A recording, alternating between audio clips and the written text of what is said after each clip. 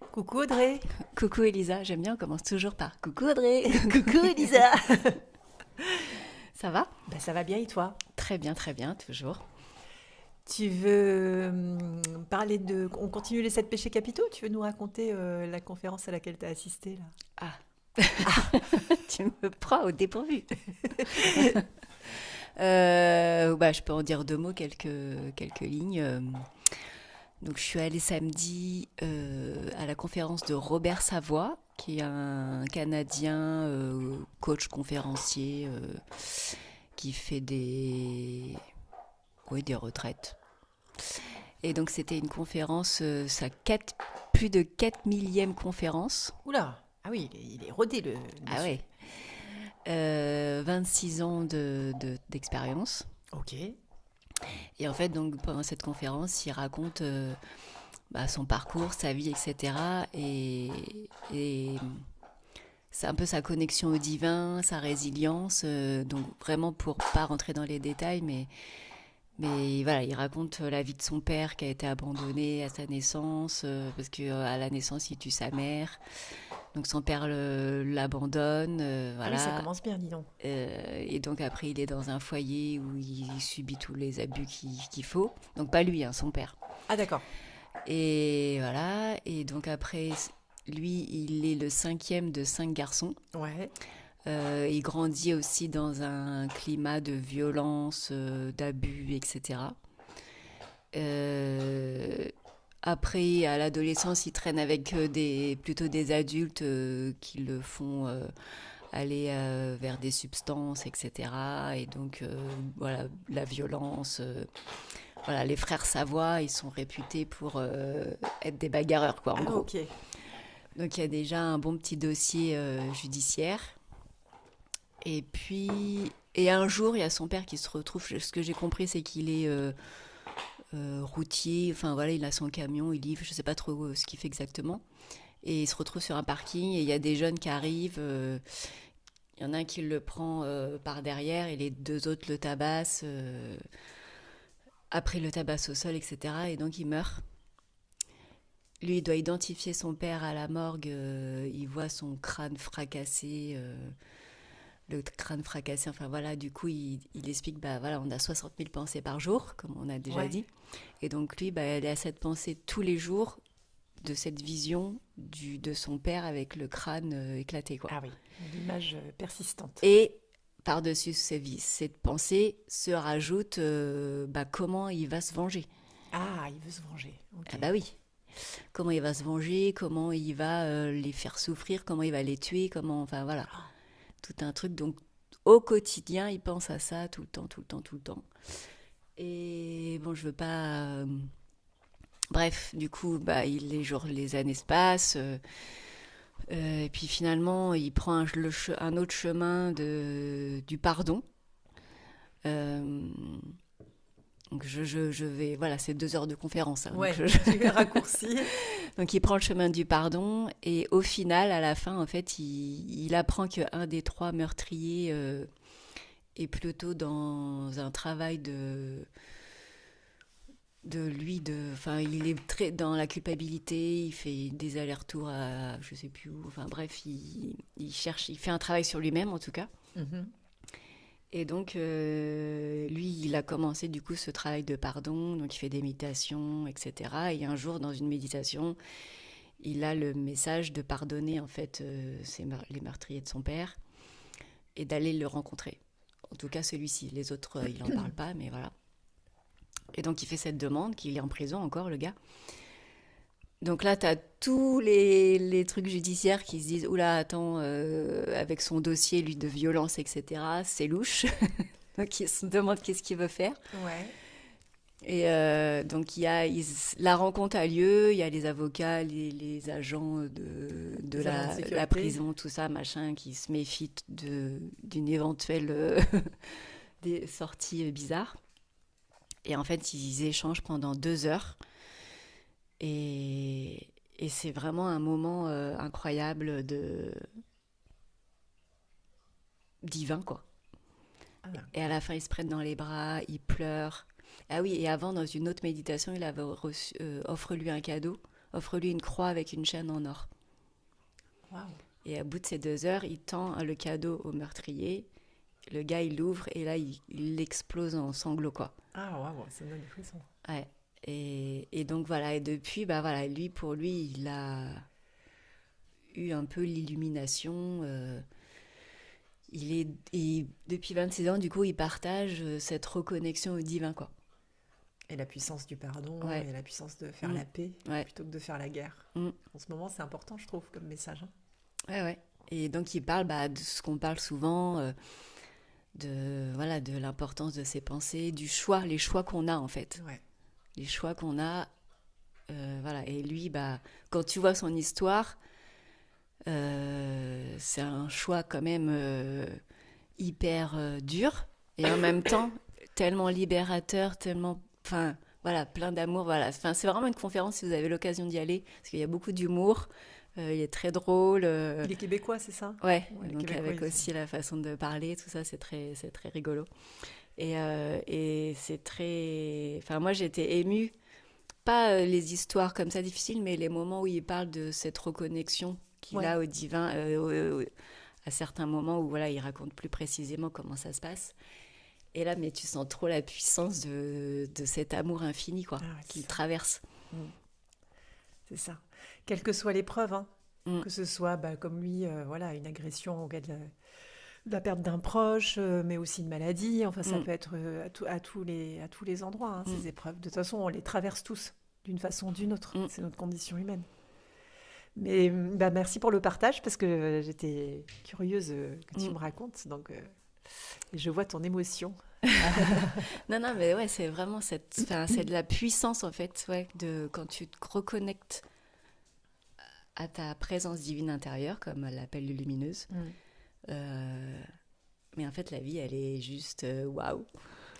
Ouais, c'est fou comme c'est. Mm. Moi, je trouve ça très frustrant. Parce que, évidemment, oui, mais c'est pas si simple de s'y reconnecter. Mm. Et Bah oui, il y a plein de parasites, il y a plein de petits nuages c'est ça, qui se baladent. c'est ça.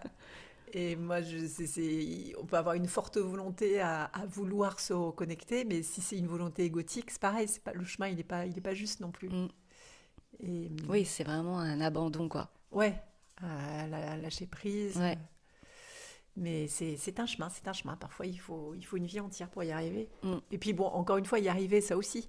Est-ce qu'on peut réussir? Est-ce qu'on peut Oui, il n'y a échouer? pas de... C'est souvent, dans les cercles de voix christique auxquels je participe, ils nous donnent souvent l'exemple de Mère Teresa. Alors, j'ai toujours pas lu le bouquin. Il y en a un qui s'appelle Viens, sois ma lumière, je crois, Mhm. où elle raconte, c'est vraiment son journal intime. Et c'est sombre, hein. Elle n'est pas du tout dans l'expansion du divin. Elle est au service de Dieu. Mm. C'est sa mission. Mais elle en bave. Elle en bave. Et c'est dur. Et elle Bah oui, doute. même l'histoire de Jésus.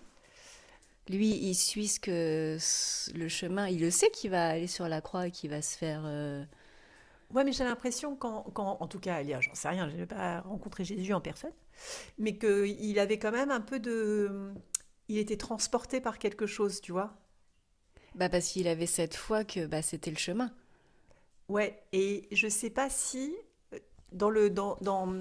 parce que tu vois, quand tu parles de cette énergie, cet amour divin, et qu'il y a Mhm. cette émotion, on sent que c'est physique, c'est sensoriel. Mhm. Et Jésus, je ne sais pas, je pense que c'était aussi assez physique Mhm. son rapport au divin. Mère Teresa, elle souffre. Elle a jamais ce sentiment d'illumination, d'amour. Elle ne le sent pas. Ok. C'est ça que je trouve bouleversant. Parce que de quand même avoir la foi, même si tu ne le sens pas dans ton corps. Ouais. Alors après, Mère Teresa, bon, c'est peut-être mon côté un peu complotiste. Oui, pareil qu'elle n'était pas que sympa. Ouais, voilà, il y a des histoires avec les enfants et tout, voilà. Alors ça, je ne sais pas du tout. Moi, je Ouais. ne connais Ben, absolument pas. voilà, je sais juste des choses que j'ai entendues, mais je vais pas l'affirmer. Ouais. Et moi, j'ai pas lu ce fameux bouquin. Mm. Mais en tout cas, concrètement, dans les faits, voilà, Mais c'est comme, toi, Padre Pio, je me souviens que ma grand-mère, quand j'étais petite, elle me racontait ça, que lui, toutes les nuits, elle me racontait que toutes les nuits, le diable venait pas le torturer, mais enfin, voilà, Ah le oui, tourmenter. ouais. Et, et une fois, j'avais justement posé la question à Lulumineuse qui m'avait dit, bah, on fait l'expérience de ce qu'on croit. Hmm. Donc peut-être que Mère Teresa, elle pensait qu'il fallait souffrir, Oui, certainement, tu vois. certainement. Il y a... Parce que dans la religion catholique, tu as quand même beaucoup ce côté-là où faut souffrir, voilà, tu nais tes péchés de toute manière. Enfin, je sais pas, Oui, oui, oui. Mais après, je rebondis sur Mère Teresa parce que c'est aussi par rapport à mon vécu personnel. Hmm. Moi, parfois je le sens, ça m'arrive de le sentir, cet amour, cette force et tout ça. Mais j'aimerais le sentir plus. Tu vois, je suis jamais assez, j'ai jamais assez quoi. Je suis toujours. Oui, mais qui veut le sentir plus aussi? Ah bah ça c'est l'ego certainement. Bah oui. Bah oui. Mais et on rejoint les péchés de gourmandise, de luxure, Mais de tu tout vois, quand ça. tu dis j'aimerais le sentir plus, donc du coup, tu as une envie de le sentir plus. Donc, Il y a un désir, ouais. et donc l'univers répond à ça, à Au- cette envie. À l'envie, Tu as, c'est-à-dire qu'il maintient dans l'envie. voilà, C'est ça. Oui. exactement. Bah oui, oui. C'est pour ça qu'il faut se méfier de ses volontés. Ben oui. Mm. T'as envie, bah ok, d'accord, bah on va te donner l'envie. Ouais, c'est vrai. C'est ça en fait. C'est exactement ça. Donc il faut lâcher en fait de cette envie. Et ouais, lâcher toute volonté, Mm. lâcher toute attente de résultat. Mm. Mais bon, bah oui, c'est un travail au quotidien. Mais il y en a pour qui c'est plus facile que d'autres, hein, mon Snoopy. Je prends cette voix débile parce que j'ai mon chien qui a repéré des friandises chez toi et qui Ah, est elle a en ressenti. transe. Ah oui, ah oui. Et Pourtant, il elles a- sont fermées dans un sac, mais il doit le sentir, ouais. Ah ouais, il sent, genre, maman, tu me donnes une, s'il te plaît, vas-y. Voilà, bah, je suis un peu comme Snoopy, moi, avec l'énergie divine. Mais s'il te plaît, tu me donnes une croquette, Dieu. Vas-y, donne-moi une petite croquette. Je suis Mais gentille. tu es son dieu. Ah, mais voilà, je suis ton Dieu. Donc voilà, mais oui, en fait, c'est vraiment un travail quotidien. Nos pensées, c'est ça en fait, c'est que nos pensées, les choix qu'on fait au quotidien. Ouais. Et qu'est-ce qui nous active, qu'est-ce qui nous, quand je dis qui nous active, tu vois, les choses qui se passent à l'extérieur, repérer à quel moment ça vient Mm. nous activer à l'intérieur là. Ouais, ça c'est vraiment le côté enquête. C'est un travail super intéressant à faire, Mm. ça. Et oui. Est-ce qu'on enchaîne sur les 7 péchés capitaux? Alors on finit, ouais, parce qu'on n'avait pas fini la dernière fois, donc partie 2 des 7 péchés capitaux. On avait terminé par la luxure, on Ouais. avait dit quelques petits... Je me souviens, moi ce que j'aime bien c'est cette phrase, la sexualité c'est un temple, Ah oui. et la luxure c'est le marché qui s'installe sur son parvis. Ah oui, c'est très beau ça. Ouais. Ouais. Donc pour bien comprendre la différence entre la sexualité sacrée et la sexualité comme on la voit un peu pratiquée De de façon consommation. générale, de consommation, pour son propre plaisir. Après, c'est quand même souvent pour son propre plaisir. Faut pas non plus. Quand tu es en amour de quelqu'un, je sais pas, moi je l'ai jamais vécu, hein, Mhm. une sexualité consciente, sacrée. En fait, je sais même pas à quoi ça peut ressembler parce que si on est complètement honnête, quand tu es en face de quelqu'un qui te plaît et que tu as envie de. Il y a quand même quelque chose de l'ordre de la. Enfin, quand il y a beaucoup de désir, c'est assez personnel quand même. C'est assez. On va pas se mentir. Mais il y a un travail à faire à cet endroit-là. Mais j'ai pas encore eu l'occasion Mhm. de basculer de cet appétit égotique d'en prendre conscience pour le transcender en quelque chose de plus de plus existentiel ou de plus cosmique, je sais pas Ouais, comment ouais, l'appeler, ouais. tu vois. Mhm. Si on est vraiment honnête. Oui, oui, t'as raison, certainement. Dites-nous, vous qui nous écoutez, est-ce que parmi vous, il y en a qui ont déjà vécu une sexualité sacrée? Ouais. Vraiment? Ça doit être bien. J'imagine. Donc ça, c'est pour la luxure. Après, on avait parlé de quoi? L'avarice, on l'a parlé? On l'a fait l'avarice? L'avarice, non. On l'a pas fait. Non, l'avarice. L'avarice, la vertu, c'est la générosité. Ouais. Et donc, l'avarice, c'est le gel du cœur, c'est la cristallisation de l'ego qui, terrifié à l'idée de disparaître, tente de bâtir une forteresse d'objets et de possessions. Mmh. L'avare croit que s'il possède, il est. Il pense que l'accumulation de la matière le protégera de la mort. Ça me fait penser à deux, trois personnes. Et pour autant, tu vois, j'aurais pas dit que ça, c'était l'avarice. J'aurais cru que c'était plutôt une difficulté À partager, à partager ouais. et pas forcément l'accumulation de biens matériels. Bah, l'accumulation et l'attachement au bien, en fait. Et l'attachement au bien, c'est ça. C'est que moi, j'aime bien, une fois, j'avais entendu quelqu'un qui habitait, qui n'était pas, je sais plus si c'était minimalisme ou minimaliste, ou voilà, mais en tout cas, il habitait à l'étranger et ses parents étaient à la retraite. Ils n'avaient pas d'autres enfants, etc. Enfin voilà. Et donc, il propose à ses parents de venir les rejoindre parce que voilà, ils n'avaient pas d'intérêt de rester là où ils étaient. Et les parents ont répondu, bah non, on peut pas, il y a la maison. Et en fait, là, ça lui a fait un électrochoc. Il s'est dit, mais en fait, c'est pas tes objets qui t'appartiennent, c'est toi qui appartiens à tes objets. Ah oui. Tu peux pas bouger parce que t'as ta maison, en fait. Donc, elle t'appartient. Enfin, c'est elle qui Qui te possède. qui te possède, ouais. Ouais. C'est fou, hein. Oh, c'est Ah non, tellement... mais voilà. Donc, voilà, tu peux pas faire des choses parce que, bah non, t'as tous ces objets à qui tu appartiens, en fait. Ah ouais. Et ouais, ça m'avait marqué cette phrase. Ah oui, je comprends, ouais. Oh, ah oui. Moi qui suis Mm. une forte... comment dire, nous pour qui la liberté est une valeur extrêmement forte, Mais oui. voire fondamentale. Ça, on se rejoint toutes les deux là-dessus. Et moi, je le vois, hein, même j'essaye de faire, d'enlever le plus d'objets possible, mais ça revient. Tu les jettes par la fenêtre, tu les sors par la porte, ça rentre par la fenêtre. Enfin, je sais pas. Mais il y a toujours trop, en fait. Oui, c'est vrai qu'il y a beaucoup. Et l'attachement à la maison, toi, tu dirais, tu es attaché, toi, ça t'empêcherait de bouger? Moi, je suis attachée à ma maison, c'est sûr, mais je pense pas que ça m'empêcherait de bouger. Je m'en séparerais pas. Je mettrais en location ou je sais pas. Ouais. Mais en tout cas, je veux pas m'empêcher de bouger parce que bah non, il y a ma maison, je peux pas partir en fait. Mm. Mais dans le quotidien, je trouve que les objets, ça prend trop de place et ça prend trop de temps. À ranger, à nettoyer, à remettre en place, machin, les habits. C'est fou le temps que ça prend, quoi. Ah oui, c'est sûr, c'est sûr. Moi, j'ai pas très attaché aux objets, du coup, je fais pas du tout attention à ça. Mais Mais moi, je trouve que on passe trop de temps à tout ranger, quoi. peut-être je range moins que toi.